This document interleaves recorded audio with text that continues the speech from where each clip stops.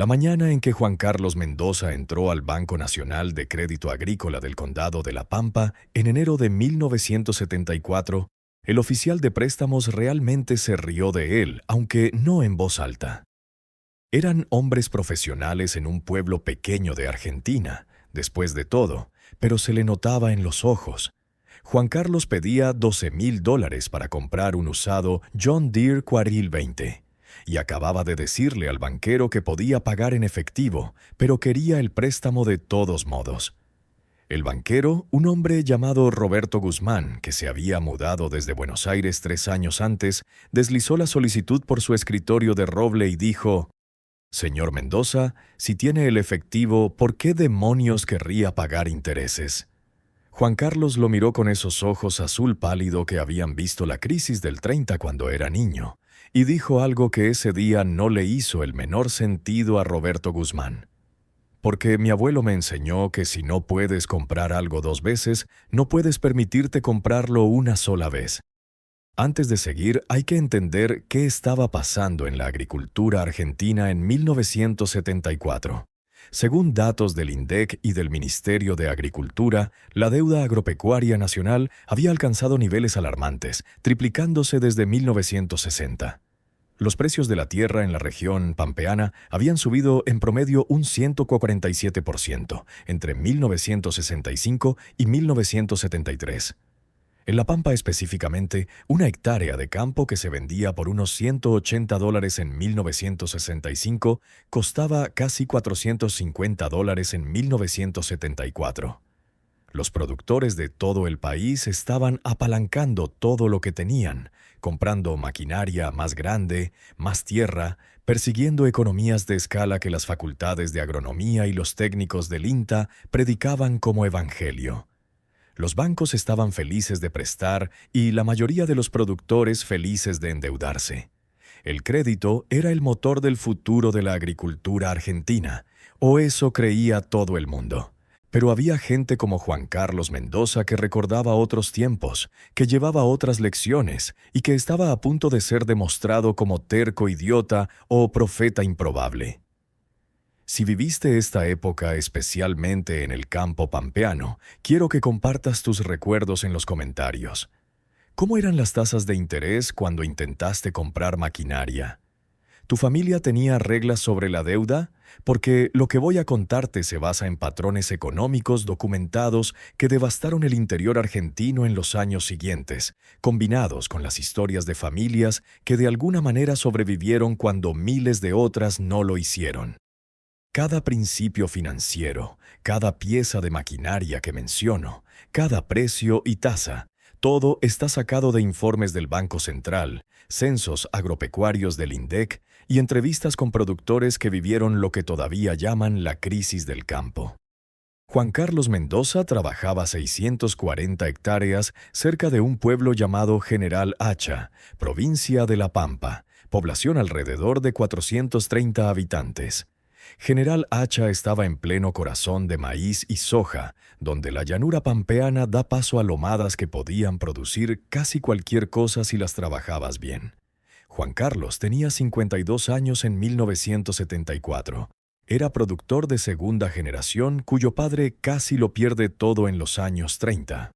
Su abuelo, un hombre llamado Antonio Mendoza, que había llegado de Galicia en 1891, había mantenido el lote original de 160 hectáreas con pura garra y una filosofía financiera tan conservadora que parecía casi anti-argentina en los años de expansión de principios de los 70. Juan Carlos había crecido escuchando las reglas de Antonio. El viejo había muerto en 1959, pero su voz todavía resonaba en cada decisión financiera que tomaba Juan Carlos. Si no puedes comprarlo 2 veces, no puedes permitirte comprarlo una vez. Esa era una grande, la regla que hacía que banqueros y vecinos sacudieran la cabeza. Pero había otras. Nunca endeudarte por algo que no te genere plata. Nunca dejar que la deuda supere un año de ingresos brutos. Siempre tener 18 meses de gastos operativos en efectivo, y la que realmente lo diferenciaba de sus vecinos. Vivir como si estuvieras en sequía, incluso en los años buenos. Para 1974, Juan Carlos estaba haciendo algo que casi nadie en La Pampa hacía. Estaba guardando plata, mucha plata, mientras sus vecinos compraban nuevos tractores International Harvester 1060 turbodiesel de 125 caballos que costaban casi $14,000 nuevos. Juan Carlos todavía usaba un John Deere 3020 de 1964 que había comprado usado en 1968. Mientras los vecinos agregaban hectáreas a precios inflados, construían galpones nuevos, instalaban sistemas de riego pivotante, Juan Carlos estaba poniendo el 30 al 40% de sus ingresos brutos directamente en una cuenta de ahorros en ese mismo Banco Nacional de Crédito Agrícola. La gente pensaba que era tacaño. Algunos pensaban que estaba loco. En la cooperativa de General Echa, donde los productores se juntaban todas las mañanas para tomar mate y charlar, el nombre de Juan Carlos salía seguido. El viejo Juan Carlos todavía anda en esa pick-up Chevrolet del 58.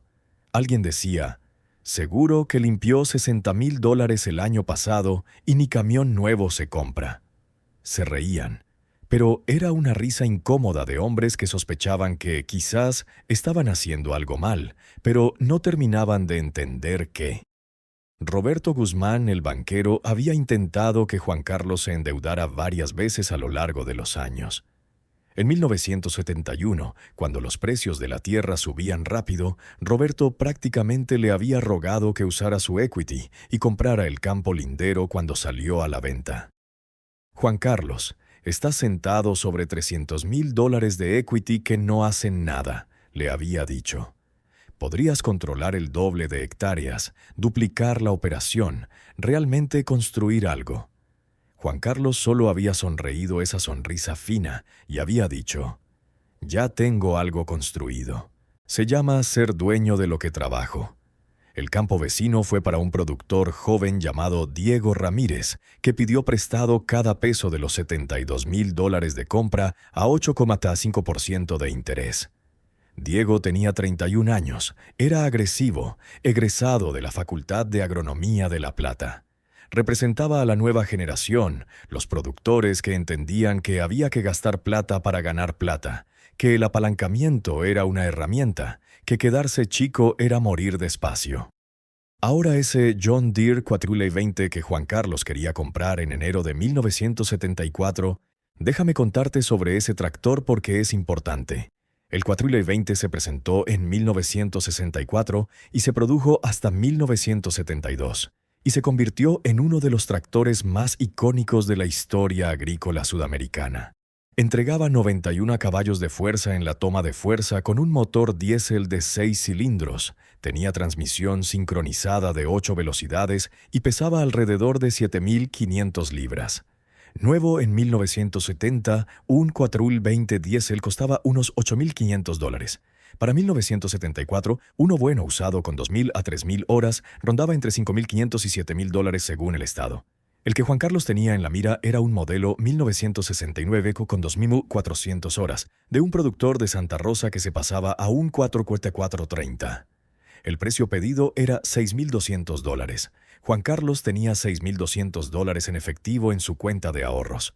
Podía extender un cheque esa misma tarde y llevarse el tractor a casa, pero eso violaría la regla del abuelo Antonio. Si no puedes comprarlo 2 veces, no puedes permitirte comprarlo una vez. Así que Juan Carlos necesitaba tener $12,400 en activos líquidos antes de justificar gastar $6,200 en ese tractor.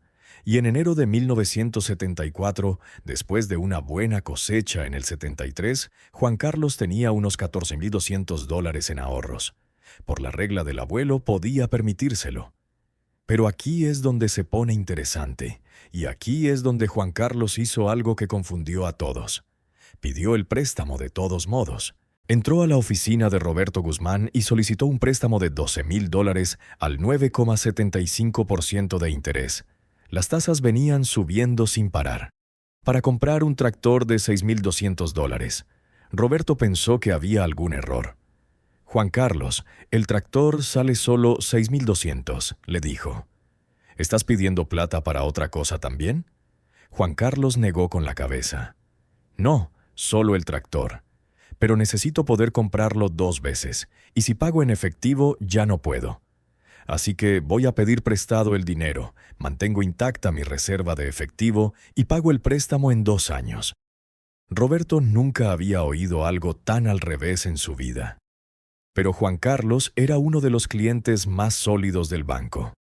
0 deudas, depósitos importantes, nunca un pago atrasado en los pocos préstamos chicos que había tomado a lo largo de los años. Así que Roberto lo aprobó. Pensó que Juan Carlos sabía algo que él no sabía, aunque no podía imaginarse qué. Lo que Juan Carlos sabía era esto: se venía una tormenta. No podía decirte exactamente cuándo ni cuán fuerte, pero lo sentía en los fundamentos. Precios de la tierra que se habían duplicado en 8 años no podían seguir duplicándose. Las tasas de interés subían.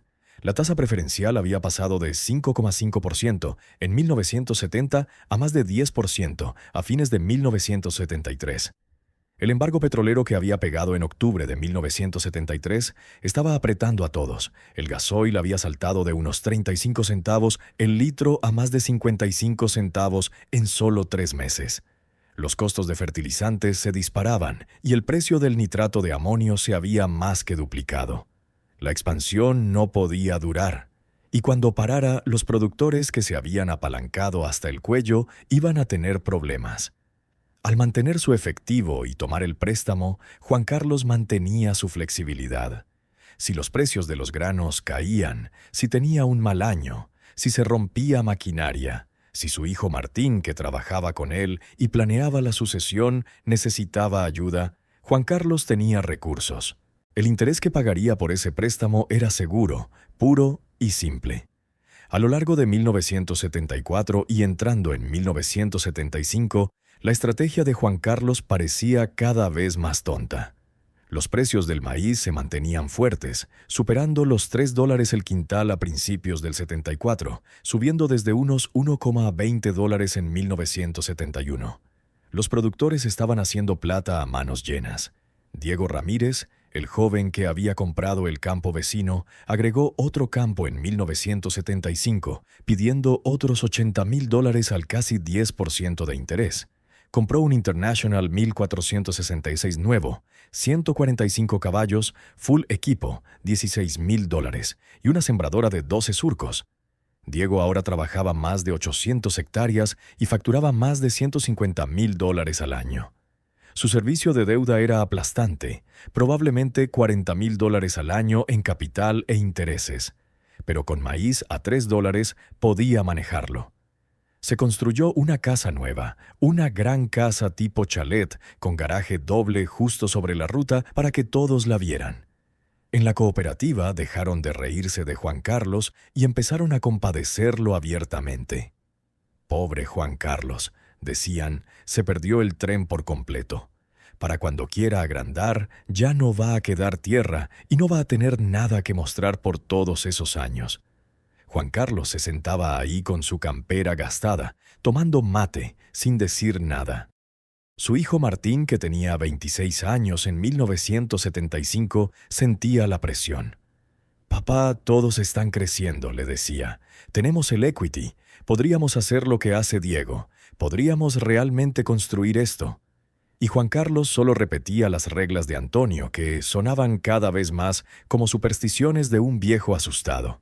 Pero después llegó 1977 y las cosas empezaron a cambiar. Los precios del maíz comenzaron a bajar a 2,50, luego a 2,25 el quintal. Nada catastrófico, solo una corrección, pero suficiente para que los pagos de deuda apretaran un poco más. Las tasas de interés seguían subiendo. La tasa preferencial llegó al 9% y las tasas agropecuarias empujaban 11 a 12%. Los que habían tomado a 8,5 o 9% unos años antes veían sus tasas ajustarse al alza en préstamos variables. Diego Ramírez entró al banco en la primavera del 78 necesitando reestructurar. Su flujo de caja estaba apretado. Roberto Guzmán, que para entonces había observado la filosofía de Juan Carlos con creciente interés, le sugirió a Diego que hablara con Juan Carlos sobre arrendar algo de tierra, quizás achicarse un poco. Diego era demasiado orgulloso para eso. Tomó otro préstamo, este para cubrir gastos operativos. Estaba seguro de que el 78 sería mejor año. No lo fue. Los precios del maíz cayeron a 2,20 el quintal. Los costos, combustible, fertilizantes, reparaciones de toda esa maquinaria nueva, seguían subiendo. Para 1979, Diego estaba en problemas serios, y no estaba solo.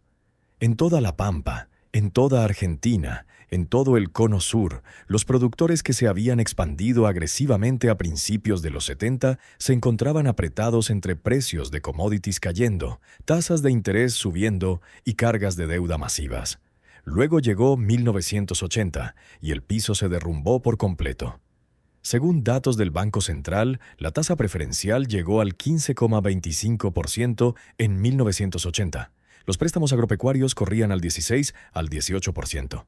Los precios de la tierra que habían tocado techo en 1981 comenzaron a colapsar.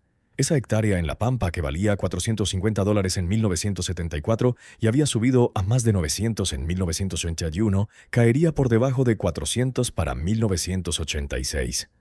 Los productores que se habían endeudado contra valores inflados de tierra de repente se encontraron bajo el agua, debiendo más de lo que valía su garantía.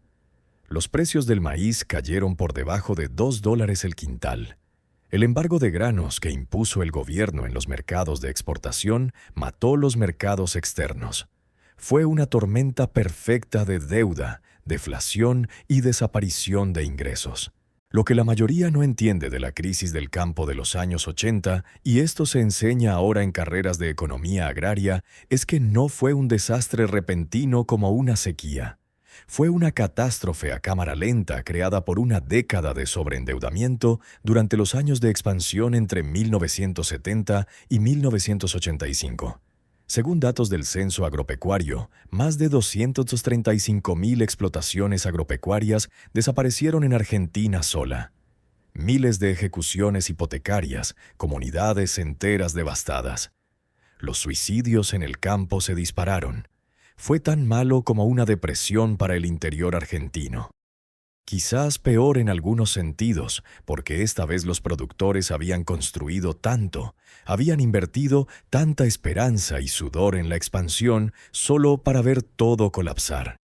Diego Ramírez perdió todo en 1983. El banco ejecutó los 2 campos, se llevó la maquinaria, la casa. Se mudó a Bahía Blanca, consiguió trabajo en una planta frigorífica. Tenía 43 años y empezaba de cero con nada. No era único. En toda La Pampa, en toda la provincia, la historia se repetía. Productores jóvenes, de mediana edad, incluso algunos mayores que se habían contagiado de la fiebre de expansión, desaparecidos. Juan Carlos Mendoza no solo sobrevivió, prosperó en silencio. Cuando los precios del maíz cayeron por debajo de $2 en 1980, los costos de producción de Juan Carlos eran tan bajos, sin servicio de deuda excepto ese modesto préstamo del tractor que había pagado en 1976. Sin gastos inflados de maquinaria, sin pagos de tierra inflados, todavía podía ganar plata a 1,70 el quintal. No ganaba mucho, pero no perdía plata. Más importante, tenía esa reserva de efectivo, 18 meses de gastos operativos tal como Antonio le había enseñado. Cuando su vecino del sur fue ejecutado en 1982 y ese campo salió a remate, Juan Carlos pagó en efectivo. $28,000 por 160 hectáreas que habían vendido por $72,000 solo 11 años antes. No tuvo que pedir prestado. No tuvo que correr. Solo extendió un cheque. Para 1985, cuando lo peor había pasado, Juan Carlos trabajaba 960 hectáreas, todas propias sin deudas, y tenía más de $70,000 en el banco. Tenía 63 años y estaba posicionado mejor que nunca. Su hijo Martín, que había cuestionado el conservadurismo de su padre durante los 70, había aprendido una lección de la manera más visceral posible. Había visto a vecinos, amigos, algunos de ellos, perder todo mientras la chacra familiar no solo sobrevivía, sino que se fortalecía. Ahora viene la parte de las 3 generaciones, y por eso esta historia importa más allá de la disciplina financiera de un solo hombre. Martín tuvo un hijo llamado Lucas, nacido en 1976. Lucas creció viendo a su padre y abuelo trabajar la tierra durante los 80 y 90. Absorbió las reglas de Antonio como lo había hecho Martín, pero con la prueba adicional de verlas funcionar en tiempo real durante la peor crisis agrícola de la historia argentina moderna. Cuando Lucas tomó la chacra en 2003, manejaba 1.600 hectáreas. Las originales 640 más las tierras que Juan Carlos y Martín habían comprado durante los años de crisis. Y Lucas llevó esas reglas adelante, incluso cuando la agricultura cambió dramáticamente en el siglo XXI. Cuando los vecinos en los 2000 compraban tractores de 300 caballos por $400.000, Lucas compraba maquinaria buena usada. Cuando los precios de la tierra volvieron a subir en el boom de la soja de mediados de los 2000, superando los $2.000 la hectárea en La Pampa, Lucas se negó a comprar a esos precios aunque tenía el equity. Cuando pegó la crisis financiera de 2008 y los precios de los commodities cayeron, la operación de Lucas apenas lo sintió porque su estructura de costos era tan baja y sus reservas de efectivo tan profundas. Paso semanas investigando cada una de estas historias porque creo que esta historia importa. Los principios que Juan Carlos aprendió de su abuelo, los que parecían tan anticuados en la fiebre de expansión de principios de los 70. Esos principios se enseñan hoy en carreras de finanzas agropecuarias. Las relaciones deuda-activo, los requisitos de liquidez, las estrategias conservadoras de compra de maquinaria. Esto ya no es sabiduría popular, es economía agraria mainstream. Pero hizo falta una crisis que destruyó decenas de miles de chacras para probarlo. Juan Carlos murió en 1997 a los 85 años. La chacra estaba completamente libre de deudas, próspera, lista para pasar a la 3.ª generación sin los problemas de impuestos a la herencia que destruyen tantas explotaciones familiares. Martín todavía está vivo mientras cuento esta historia, todavía lúcido, todavía trabajando part-time con Lucas. Y el hijo de Lucas, Antonio, nombrado por su bisabuelo, tiene 15 años ahora. Ya trabaja en la chacra, ya aprende las reglas. Si no puedes comprarlo 2 veces, no puedes permitirte comprarlo una vez. Nunca endeudarte por algo que no genere plata. Nunca dejar que la deuda supere un año de ingresos brutos. Siempre tener 18 meses de gastos operativos en efectivo. Vivir como si estuvieras en sequía, incluso en los años buenos. Estas reglas salvaron la chacra Mendoza 3 veces. Una en los años 30 cuando Antonio se sostuvo por las uñas. Otra en los 80 cuando la disciplina de Juan Carlos significó supervivencia.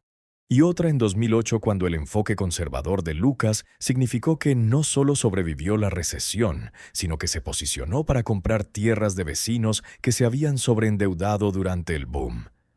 Quiero que pienses en esto. ¿Cuántas chacras familiares podrían haber sobrevivido si hubieran seguido las reglas de Antonio? ¿Cuántos pueblos del interior no se habrían vaciado si los productores no hubieran perseguido el sueño de expansión en los 70?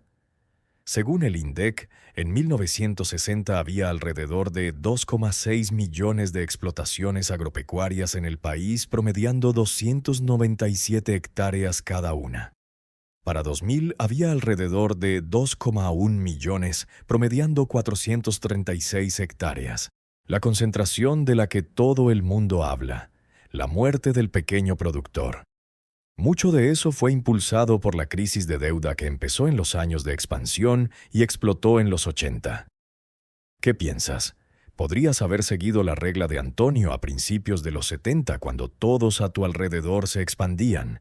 Cuando las facultades de agronomía, el gobierno y los bancos decían «agrandate o desaparece». Podrías haberte sentado en esa cooperativa de General Hacha y aguantado la compasión y la burla mientras guardabas el 40% de tus ingresos en vez de comprar la maquinaria más nueva y grande. Comparte tus pensamientos en los comentarios, especialmente si viviste esta época.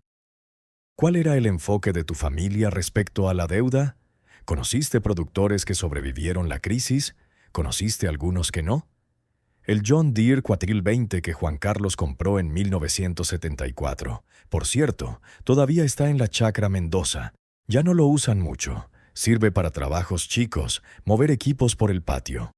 Pero Lucas no lo vende. Es un recordatorio. Está guardado en un galpón al lado de un tractor mucho más nuevo. Uno que Lucas compró usado hace 3 años por alrededor de 1/3 de lo que costaba nuevo. Y solo después de asegurarse de que podía comprarlo 2 veces. Lo poderoso de la regla de Antonio es que no se trata realmente de la plata. Quiero decir, sí, la matemática funciona. La liquidez que crea es real. La flexibilidad que da durante la crisis es tangible. Pero en un nivel más profundo se trata de humildad. Se trata de reconocer que no sabes qué viene, que el futuro es incierto, que la gente que te dice que los buenos tiempos van a durar para siempre, o miente, o está delirando. Se trata de respetar el riesgo en una cultura que cada vez más adora el apalancamiento. Roberto Guzmán, ese banquero que se rió de Juan Carlos en 1974, se jubiló en 1992. Antes de irse del Banco Nacional de Crédito Agrícola, dio un discurso en la reunión anual de la Sociedad Rural de La Pampa. Contó la historia de Juan Carlos pidiendo ese préstamo para comprar un tractor que podía pagar en efectivo, y Roberto admitió que pensó que el viejo productor estaba loco. Pero Juan Carlos Mendoza sabía algo que yo no sabía, dijo. Sabía que la deuda no solo compra activos, compra riesgo. Y sabía cómo valorar el riesgo de una manera que ninguno de nosotros en el negocio bancario sabía en esos años. Los productores que escucharon a gente como yo perdieron sus chacras. Los que escucharon a gente como Juan Carlos conservaron las suyas. Gano buena plata, pero no estoy orgulloso del consejo que di en esos años. Esa es una confesión tremenda de un banquero. Pero era verdad. Las instituciones financieras, los servicios técnicos, los concesionarios de maquinaria, las acopiadoras de granos, todos empujaban expansión, apalancamiento, crecimiento. Y por unos años funcionó de maravilla. Pero estaba construido sobre supuestos de precios de tierra siempre subiendo y precios de commodities estables que resultaron catastróficamente equivocados. Los productores modernos enfrentan presiones notablemente similares. Los costos de maquinaria se han disparado. Un cosechador nuevo puede costar más de $500,000 ahora. Los precios de la tierra en la zona núcleo pampeana superan los $10,000 la hectárea. La presión por escalar, por perseguir eficiencia, por apalancar equity en crecimiento. Todo sigue ahí. Y los productores que triunfan a largo plazo, que construyen operaciones que pueden pasar a la próxima generación, suelen ser los que siguen alguna versión de las reglas de Antonio, sepan o no que las siguen.